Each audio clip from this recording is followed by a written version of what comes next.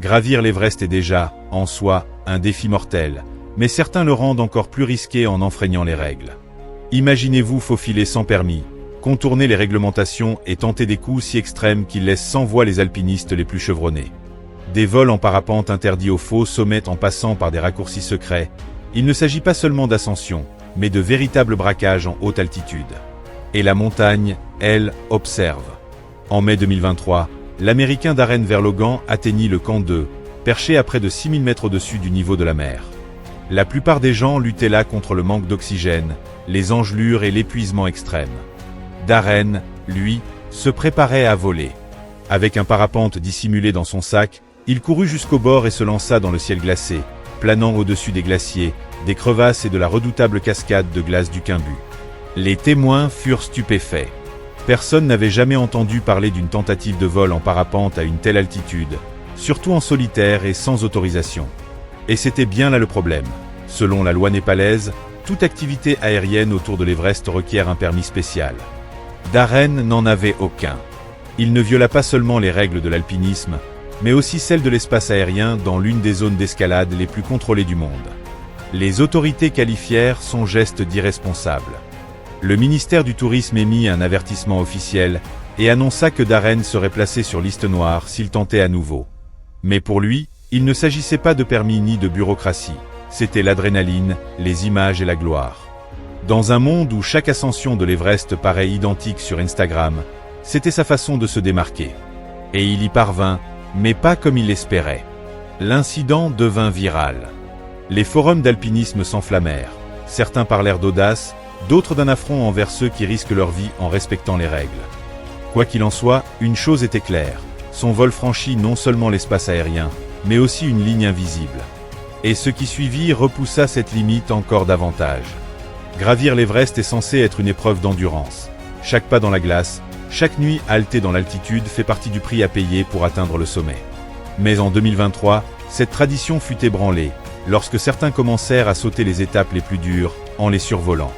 L'un des cas les plus controversés fut celui de Rhel Gilmore, une ancienne cycliste professionnelle australienne. Repousser les limites ne lui était pas étranger, mais cette fois elle contourna des sections entières de la montagne en utilisant des hélicoptères. Au lieu de gravir depuis le camp de base comme tout le monde, elle aurait, selon des rapports, utilisé des vols privés pour rejoindre des camps d'altitude, tant à l'Everest qu'au voisin Lhotse, sans les permis nécessaires. L'indignation fut immédiate. Des alpinistes qui avaient passé des semaines à s'acclimater et à transporter du matériel y virent une trahison envers tout ce que représente l'Everest. Les Sherpas dénoncèrent publiquement ce manque de respect, envers la montagne comme envers ceux qui risquent leur vie en guidant sur l'itinéraire traditionnel. Mais Gilmore n'était pas la seule. Ces raccourcis en hélicoptère deviennent plus fréquents, organisés discrètement, surtout parmi les grimpeurs fortunés désireux de conquérir l'Everest sans affronter ses étapes les plus brutales. Ces taxis aériens font gagner des jours d'ascension, mais réduisent aussi la sécurité et l'éthique. Le gouvernement népalais lança des enquêtes, mais l'application des règles reste inégale. Avec de l'argent et des contrats privés en jeu, beaucoup passent entre les mailles du filet. Ce qui fut jadis un chemin sacré de souffrance et de persévérance devient un service express. Et pour beaucoup dans la communauté, c'est plus dangereux qu'une avalanche. Mais certains ne se contentaient pas de sauter des étapes, ils sautaient des sommets entiers. En 2023, un des noms les plus respectés de l'alpinisme moderne se retrouva au cœur d'une tempête de polémique. Ce n'était pas la météo en cause, mais les permis. Elite Exped, une agence de guides prestigieuse cofondée par le célèbre Nirmal Nain Purja, fut accusée d'une manœuvre qui choqua même les connaisseurs de l'Everest. Selon les autorités népalaises, l'agence avait obtenu un permis pour une montagne plus petite, le Lintran. Mais à la place, son équipe aurait gravi l'Everest en entier, illégalement. Une affaire grave. Les permis pour l'Everest sont strictement contrôlés et coûtent des dizaines de milliers de dollars par personne. En se faisant passer pour une autre expédition, ils auraient évité les frais, échappé au contrôle et court-circuité tout le système. Elite Exped nia les accusations, et Nain Purja affirma que tout avait été fait légalement. Pourtant, les doutes demeuraient. Pourquoi avait-on vu des grimpeurs titulaires d'un permis pour le Lintran au camp de base de l'Everest? Pourquoi n'y avait-il aucun document officiel pour leur sommet?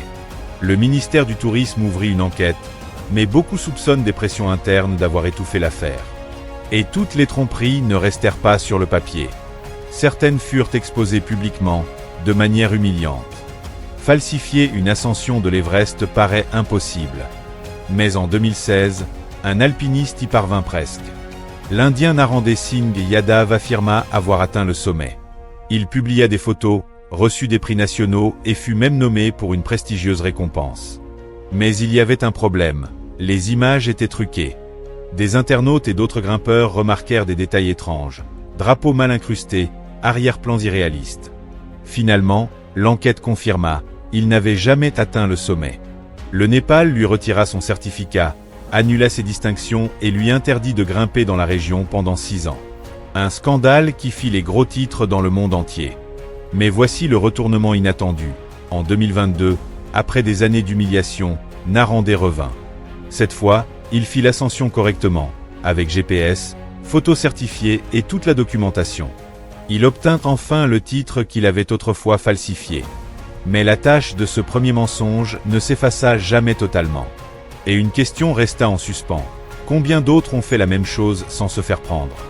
Sur l'Everest, la frontière entre ambition et tromperie peut être plus mince que l'air à 8000 mètres.